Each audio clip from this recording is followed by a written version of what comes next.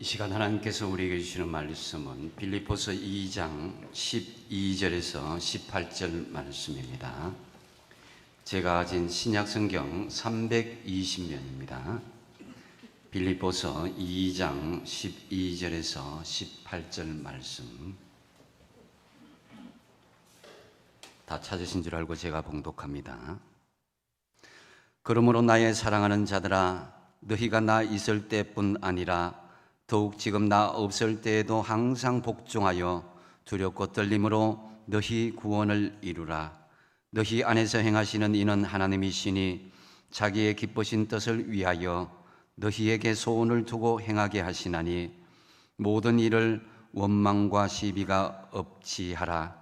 이는 너희가 흠이 없고 순전하여 어그러지고 거스르는 세대 가운데서 하나님의 흠없는 자녀로 세상에서 그들 가운데 빛들로 나타내며 생명의 말씀을 밝혀 나의 다름질이 헛되지 아니하고 수고도 헛되지 아니하므로 그리스도의 날에 내가 자랑할 것이 있게 하려 함이라. 만일 너희 믿음의 제물과 섬김 위에 내가 나를 전제로 드릴지라도 나는 기뻐하고 너희 무리와 함께 기뻐하리니 이와 같이 너희도 기뻐하고 나와 함께 기뻐하라. 아멘. 오래전에 한 집사님께서 암에 걸려서 호스피스를 병동에서 마지막 암 투병을 하는 그런 중에 있었습니다. 그래서 갑작스럽게 이제 임종이 가까워져서 예배를 드리러 갔습니다. 그 집사님께서 많은 고통 중에 있으시면서 목사님, 이제 저는 천국 갈 준비가 되었습니다. 가슴이 많이 아팠습니다. 그런데 예배를 드리는 중에 그 혼미한 상태 가운데서도 그 얼굴이 천사처럼 변하면서 그 집사님께서 말씀하시기를, 목사님, 저 천사들이 저를 영접하러 왔네요. 이렇게 하시면서 마지막 마무리 기도하신 후에 그 임종하는 것을 보았습니다. 이것을 보면서 저는 참 우리가 인생을 잘 사는 것도 중요하지만은 마무리를 잘 하는 것이 얼마나 행복하고 복된 인생인 것을 다시금 깨달았습니다. 우리가 이 세상에서 잘 사는 것이 성공적이고 행복한 인생을 산 것이 아니라 영원한 천국에 이르는 사람들이 정말 성공적이고 행복한 인생임을 믿으시기 바랍니다. 예수를 믿으면 분명히 우리는 구원을 받습니다. 이 구원의 언약은 하나님의 언약 가운데에서도 가장 정점에 있습니다. 혹 아직 예수님을 믿지 않는 분이 있으시다면 예수님을 믿고 구원을 받으시기 바랍니다. 그런데 우리는 이 구원을 그냥 추상적으로 생각하면 안 됩니다. 예수님을 믿으면 다 구원이 완료되었다. 물론 그 부분에 있어서 신앙의 그런 중심의 이 복음의 진리 안에서는 분명한 것 맞지만은, 그러나 우리에게 남겨진 숙제가 있음을 오늘 본문 말씀을 통해서 우리에게 말씀하고 있습니다. 본문 12절에 너희 구원을 이루라 이렇게 말씀하는데요, 이것을 헬라어로 보면 까테르 가조마이라고 해서 그 의미는 일하다, 성취하다라는 의미입니다. 영어로 보니까 workout이다. workout은 이루라 이런 말은 아니죠. workout은 글자 그대로 일을 드러내다, 현실화하다 이런 뜻입니다. 그런데 여기서 말하는 구원은 장성한 그리스도인들이 성화의 과정을 나타내는 말씀이기도 합니다. 즉 구원받은 것을 우리가 드러내어서 하나님께 영광을 올려드리고 사람들에게도 세상을 향해서도 선한 영향력을 끼치는 것을 말합니다.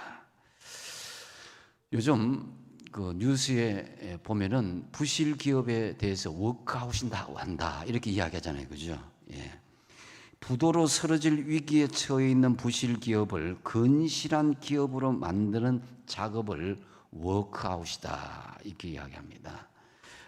또 개인적으로도 이 워크아웃을 통해서 개인 파산을 막아주기도 하고 회생하도록 도와주는 것입니다. 그런데 오늘 본문에서 왜 우리에게 예수님을 영접한 복음을 받아들인 우리에게 구원을 이루라 이렇게 말씀하는 것입니까? 그것은 바로 우리의 상태가 워크아웃 상태가 되었기 때문입니다.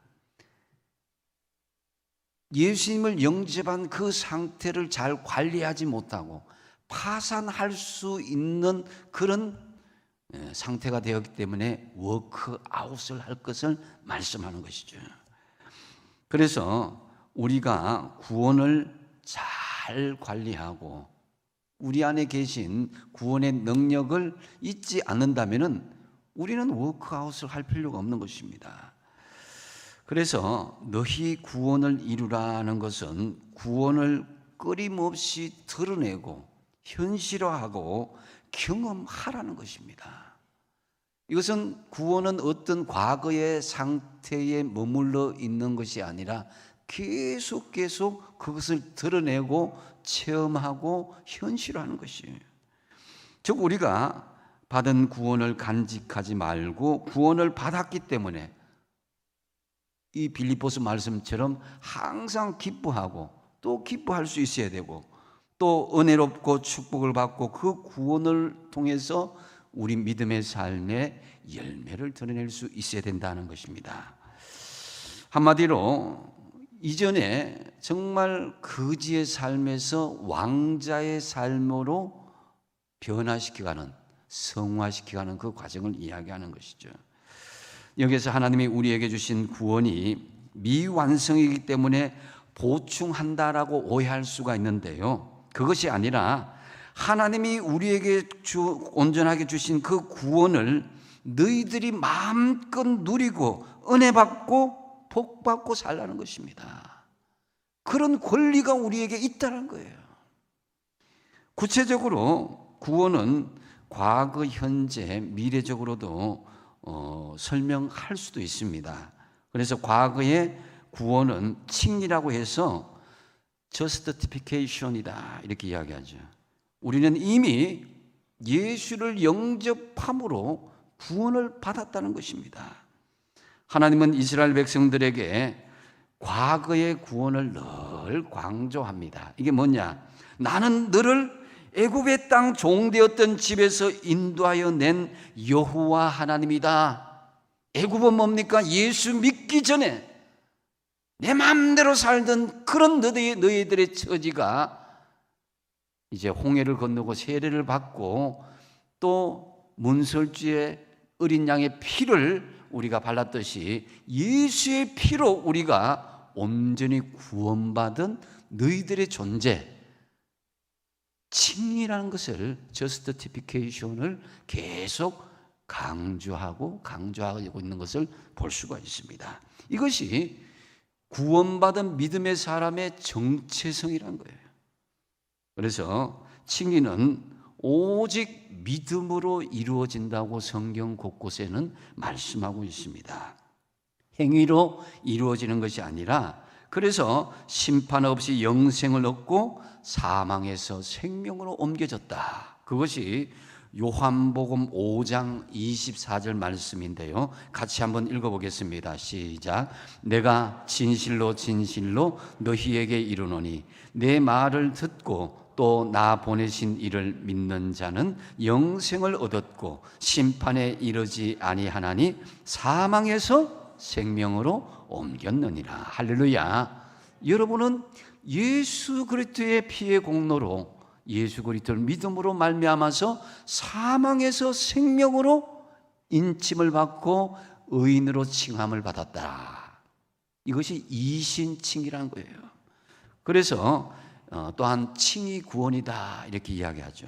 그리고 하나님께서는 또 너희들을 애굽의 땅에서 인도했는데 그 다음 뭐냐? 너희들 광야에서 사는 백성임을 또 말씀하고 있습니다. 이것은 바로 현재 구원을 말씀하고 있는데요, 현재 구원은 바로 성화, sanctification이다 이렇게 이야기합니다. 애굽에서 나왔기 때문에 광야를 통과해야 된다는 거예요. 광야를 살아가는 것, 이것이 현재적인 우리의 인생이라는 것입니다. 갈라디아서 5장 16절 말씀에 내가 이르노니 너희는 성령을 따라 행하라 그리하면 육체의 욕심을 이루지 아니하리라고 그랬습니다. 그래서 이 성화는 믿음으로 칭의를 받고 성령에 따라 행함으로써 점진적으로 온전한 구원에 완성되어져 간다는 거예요. 그런 후에 광야를 통과하면은 젖과 꿀이 흐르는 여호와의 땅, 약속의 땅, 가나안 땅에 이르게 되는 것인데요. 그 땅에 들어갈 길을 예비하라. 가나안에 입성하는 미래 구원, 이것이 바로 영화라고 합니다. 글로리피케이션이다 이렇게 이야기하죠. 그래서 성화의 결과 공적 심판에서 상을 받게 되면은 하나님께서 그 사람을 온전히 영화롭게 한다는 거예요. 로마서 8장 30절 같이 한번 읽어볼까요? 시작. 또 미리 정하신 그들을 또한 부르시고 부르신 그들을 또한 의롭다 하시고 의롭다 하신 그들을 또한 영화롭게 하셨느니라. 하나님께서 우리를 칭의해 주시고 그 다음에 우리를 성화하여 주시고 우리를 완전히 영화의 면류관에 이르게 하신다는 것을 말씀하고 있습니다.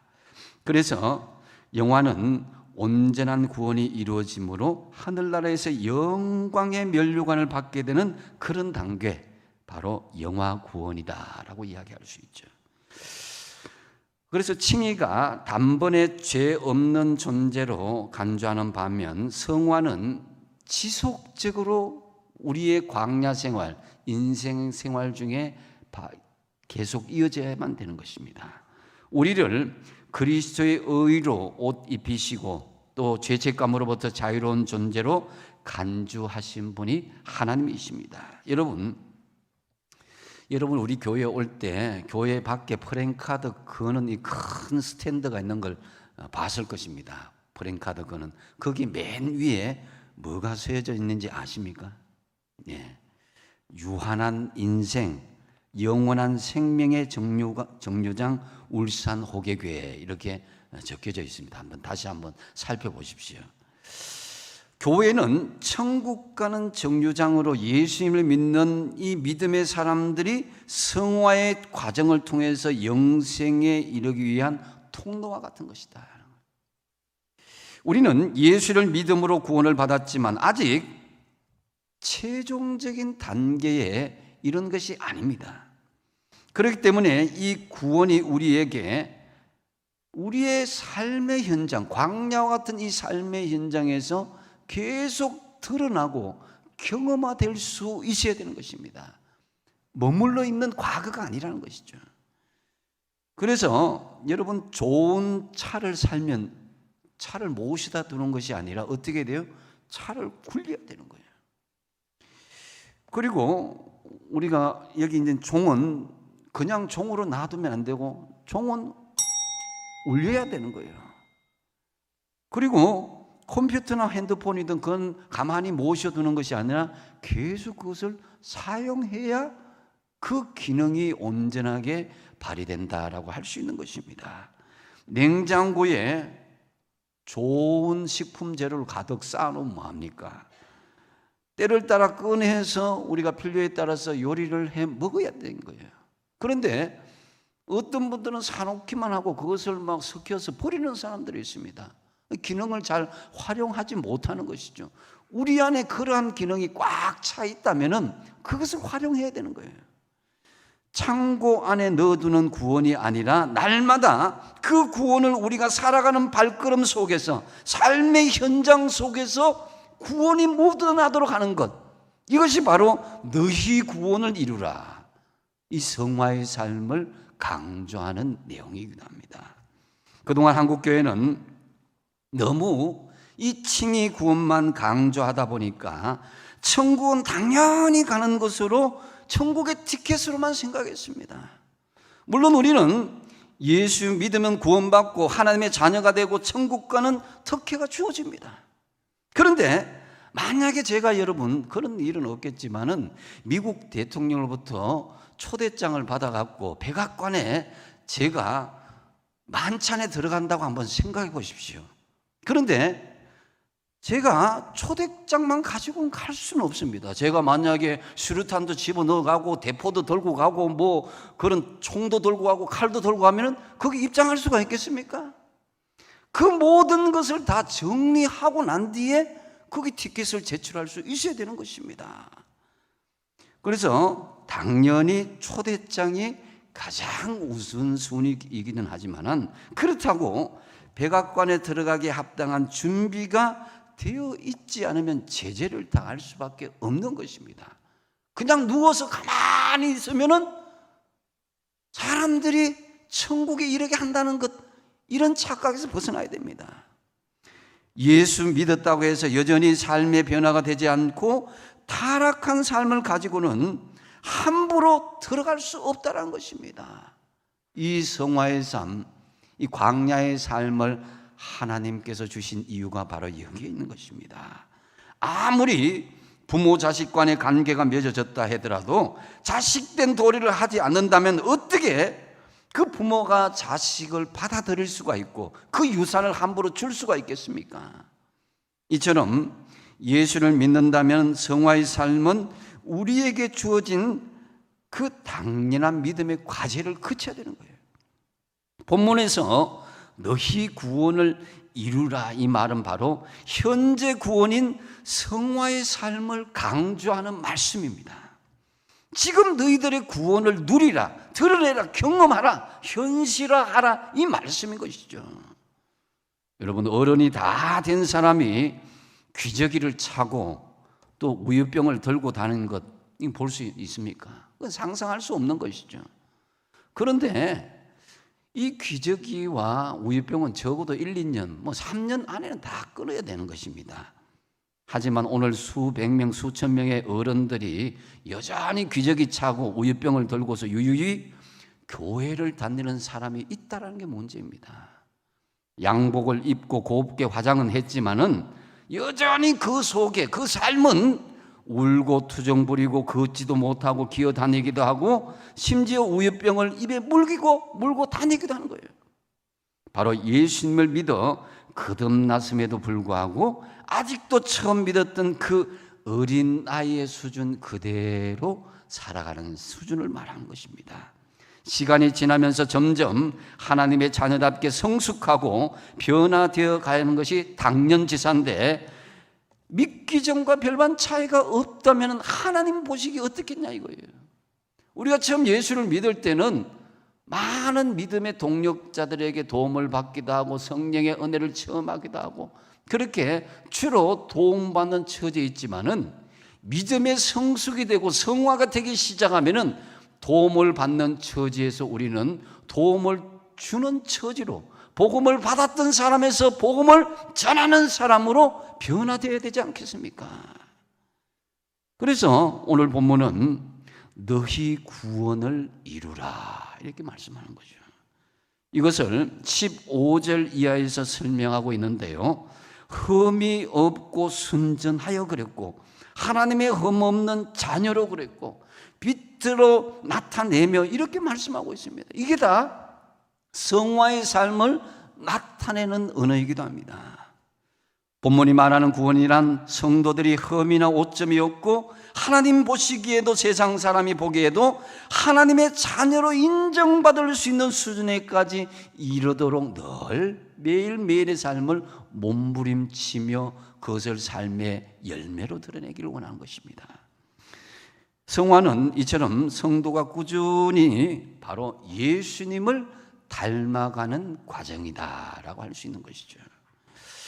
구원은 여러분 우리가 서울 가려면은 울산발 서울행 고속버스를 타고 편안하게 앉아 있으면은 서울 고속터미널에 도착하는 것 이게 아닙니다.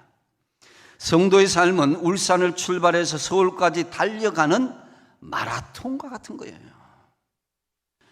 참 하나님의 자녀가 된 것을 출발점으로 해서 천국에 이르기까지 끊임없이 우리는 경주하고 경주해야 되는 것이 우리 인생의 성화의 과정이 되어야 된다는 거예요. 그래서 바울은 성도의 삶을 달리기나 마라톤, 운동에 자주 비유하고 있는 것입니다. 디모데후서 4장 7절 말씀에 나는 선한 싸움을 싸우고 나의 달려갈 길을 마치고 믿음을 지켰다고 그랬습니다. 이것이 끊임없이 자신의 믿음을 단련하고 훈련하고 경주하는 모습을 잘 보여주는 내용이기도 하고요. 고린도전서 9장 24절에도 운동장에서 다름질하는 자들이 다 달릴지라도 오직 상을 받는 사람은 한 사람인 줄을 너희가 알지 못하느냐? 너희도 상을 받도록 이와 같이 다름질하라. 많은 사람들이 경주하고 있지만 최선을 다해서 1등하도록 그렇게 다름질하라는 거예요. 그러므로 우리는 주님 앞에 서기까지 온전한 구원이 이루어지도록 내 삶의 현장에서 끊임없는 믿음의 몸부림을 취해야 되는 거예요. 내가 가만히 있는 것이 여러분 잘 믿는 것이 아니라 내가 해야 될 일이 분명히 있어서 그것을 적극적으로 하려고 애쓰는 것, 이것이 소명의식을 가진 사람이요 구원을 이루는 사람의 모습인 것입니다. 그런데 이 코로나 시대에 너무나 많은 성도들이 잘 움직이려고 하지 않는 경향들이 지금 점점 퍼져가고 있습니다. 그래서 많은 의식이 있는 믿음의 사람들, 코로나가 물러가고 과연 정상화된다면 안전뱅이와 같은 신자들이 얼마나 많은지에 대해서 염려하고 있는 것입니다. 우리 믿음은 정적이 되어서는 안 됩니다. 동적으로 끊임없이 움직이고 변화를 추구해야 되고 성화의 삶을 위해서 매일 삶의 현장 가운데 몸부림쳐야 되는 거예요. 그렇다면 우리가 구원을 이루기 위해서 어떻게 해야 될 것인가? 먼저 첫 번째로 복종하는 것이 중요한 것입니다. 12절 말씀에 항상 복종하라고 그랬습니다. 표면적으로는 사도 바울에게 믿음의 지도자에게 복종하는 것이고 좀 더 깊이 내면적으로 보면 하나님 말씀에 복종할 수 있어야 되는 것입니다. 여러분 학창 시절에 선생님이 잠시 이제 교실을 비우면 막 떠들라고 막 와 소리가 나는데 그때 선생님이 뒤에 딱 있다가 회초리를 들고 뒤에 딱딱딱 소리 들으면 깜짝 놀라서 아이들이 다시 청정해지고 그런 경험들이 있지 않습니까? 선생님이 있을 때만 조용하고 열심히 하는 척 하다가 선생님 없이면 난리법석을 떠는 그런 모습들이 진정한 학생의 모습은 아닌 거죠. 우리가 성도들이 정말 어떤 사람들이 막 목회자가 어떤 나를 이렇게 관리하는 어떤 뭐 집사님, 권사님, 장로님들이 이렇게 보고 있으니까 막 믿음 생활 잘하는 것처럼 보이고 없으면 내 마음대로 행동한다. 그건 온전한 신앙의 모습이 하는 거죠. 우리의 믿음이 코람되어 하나님이 나를 보고 계시고 하나님이 나와 함께 하신다는 그런 의식을 가지고 신앙생활 해야 되는 것입니다. 여러분 지금 하나님이 여기 살아계신 줄 믿으시기 바랍니다. 할렐루야. 하나님이 살아계신데 하나님은 의식하지 않고 사람을 의식한다.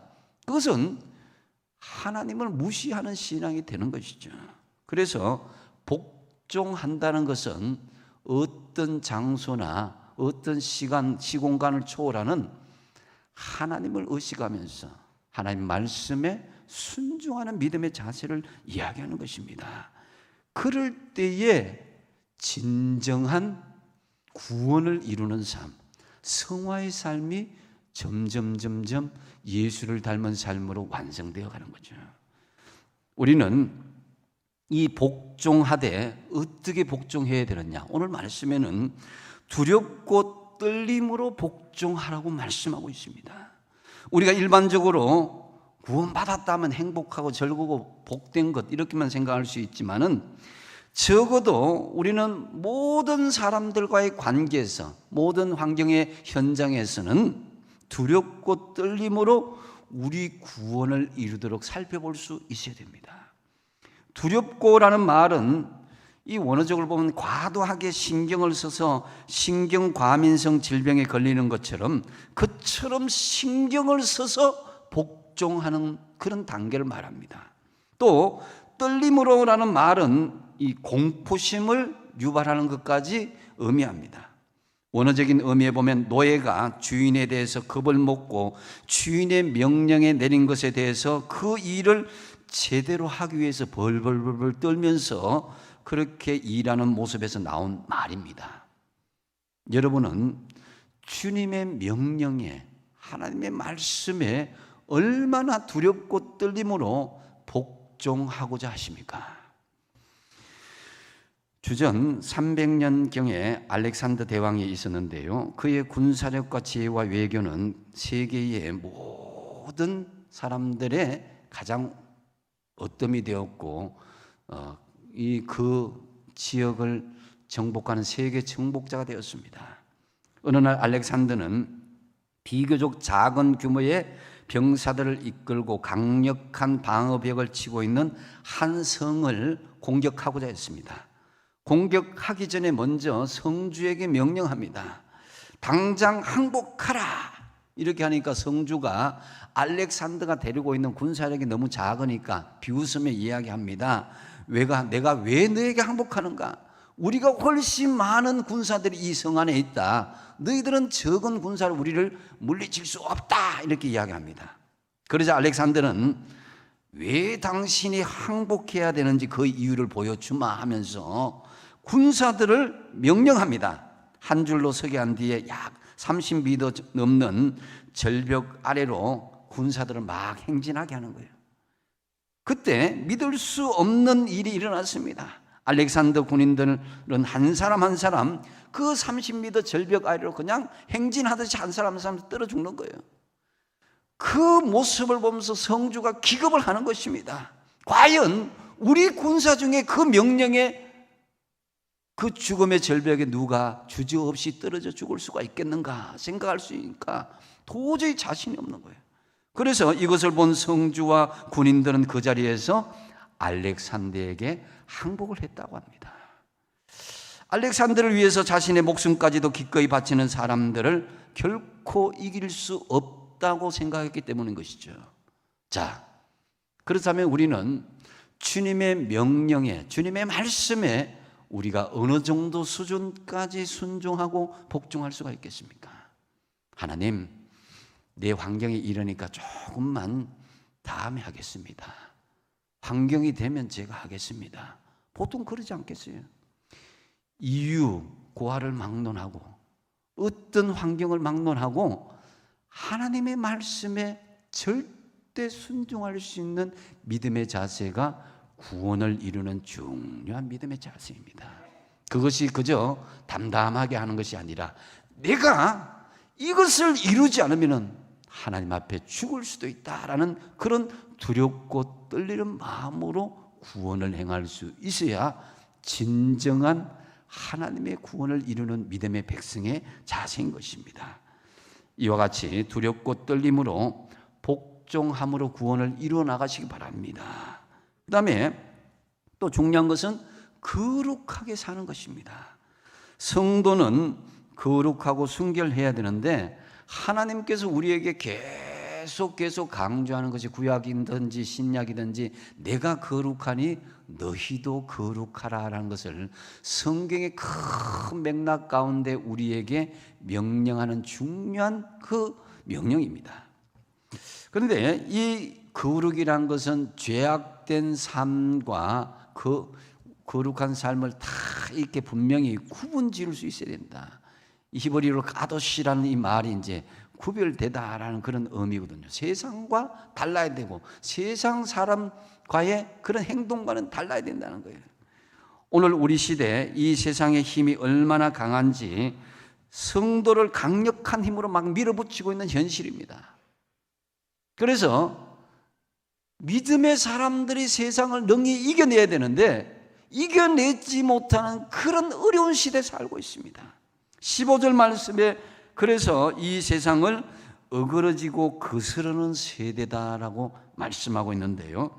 이 어그러지고라는 말은 구부러진 기형의 뜻인데요. 이 말은 행실이나 행동이 잘못되어지고 구부러진 걸 이야기해요. 그 외적으로 삐뚤어지고 왜곡되어지는 것을 의미합니다. 그리고 거스르는 이 말은 뒤틀리고 막 꼬인 것을 이야기하는 거죠. 이것은 그 본성이 잘못된 것을 의미합니다. 이 시대가 얼마나 꼬였는지 모릅니다. 양성평등, 차별금지, 우리가 이전에 듣도 보도 못한 그런 논리로 정상이 비정상이 되고 비정상이 정상이 되는, 우리는 이상한 시대에 살고 있습니다. 말을 해도 베베 꼬인 말을 하고 어떤 일이나 사람에 대해서 막 부정적으로 보는 것이 사람들이 익숙합니다. 비판적으로 변하고 있어요. 하나의 사건을 대할 때도 참으로 여러 가지로 왜곡해서 보는 것이 일상화된 그런 현실이 오늘날의 현실입니다. 여러분, 그럼에도 불구하고 주님은 우리에게 비록 이렇게 삐뚤어지고 왜곡되고 부정적인 시대에 살아간다 하더라도 이 세상에서 흠이 없고 순전한 하나님의 자녀가 되기를 여러분에게 원하시고 있는 것입니다. 구약의 다니엘을 보십시오. 다니엘 6장 5절에 보면 그의 원수들이 다니엘을 고발하고자 했지만은 고발할 수 없었다고 기록하고 있습니다. 그 정도로 다니엘은 온전한 믿음의 삶을 살았던 것입니다. 그래서 성도는 하나님께서 보실 때에 거룩해야 되고 세상이 볼 때에도 또 거룩해야 됩니다. 세상 사람들이 그랬기 때문에, 많은 다수가 그러기 때문에, 또 심지어는 믿는 사람들까지도 따라갔기 때문에 나도 어쩔 수 없이 그런 말을 하고 그런 행동을 하고 그런 삶에 동조할 수밖에 없었다. 하나님께서 인정하실까요? 인정하지 않은 거예요. 진리는 상대적이 아니라 절대적입니다. 절대적입니다. 어떤 환경이나 조건에 의해서 변하는 것이 아니라 진리는 절대 변하지 않습니다. 그렇기 때문에 여러분, 이와 같이 절대 구원을 이루기 위해서 우리는 절대 복종, 절대 거룩의 삶을 해야 된다. 근데 현실은 쉽지가 않죠. 그렇다고 절망적이진 않습니다. 왜냐? 오늘 13절 말씀, 너희 안에 행하시는 이는 누구라고요? 하나님이시다. 내가 행하는 것이 아니라 내 안에 계신 하나님, 성령 하나님께서 우리에게 힘 주시고 능력 주시고 우리에게 이루어 주시도록 만들어 주신다는 것입니다. 우리가 마음의 결단을 하고 결심을 하게 되면 성령은 우리에게 말할 수 없는 은총으로 능력 주시고 은혜 주시는 것입니다. 빌립보 교회는 분명히 뜨거움과 열심과 사랑이 있는 교회였지만은 그 현실은 하나 되지 못한 그런 교회였습니다.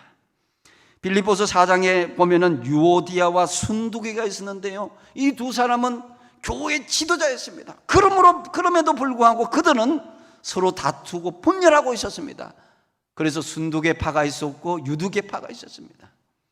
잘 믿고 열심으로 신앙생활을 했음에도 불구하고 그들은 하나 되지 못했습니다. 그래서 빌립보서 4장 2절에 보니까 내가 유오디아를 구원하고 순두계를 구원하노니 주 안에서 뭐라고요? 같은 마음을 품으라. 이런 상황에서 주님은 소원을 두고 서로 화합하도록 구원에 이르도록 하나님께서 행하게 하신다는 것입니다. 여기서 13절 말씀에 행하다 이 말의 원어적인 의미에서 보면은 에네르게인이란 말인데, 이 에네르게인 많이 들어봤죠? 에너지, 이 원어적인 의미가 있습니다. 그래서 하나님께서 우리에게 소원을 두고 에너지, 파워를 주신다는 거예요. 능력을 주신다는 거예요.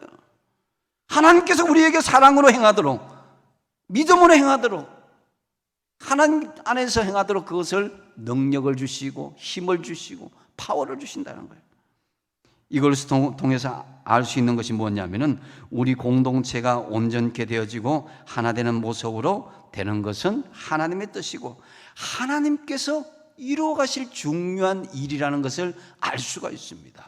그런데 내가 하나님의 사역을 내 안에서 막아버리면은 하나님은 더 이상 일을 할 수가 없고 나도 더 이상 성화의 삶을 만들어갈 수가 없게 되는 것입니다. 그래서 이런 차원에서 바울은 계속해서 빌립보 교회에 대해서 말씀합니다. 원망과 시비가 없이 흠이 없고 순전하고 빛으로 거룩히 나타나야 된다. 참으로 구원을 이루기 위해서 여러분 거룩하시기를 힘쓰기 바랍니다. 이제 말씀을 맺습니다.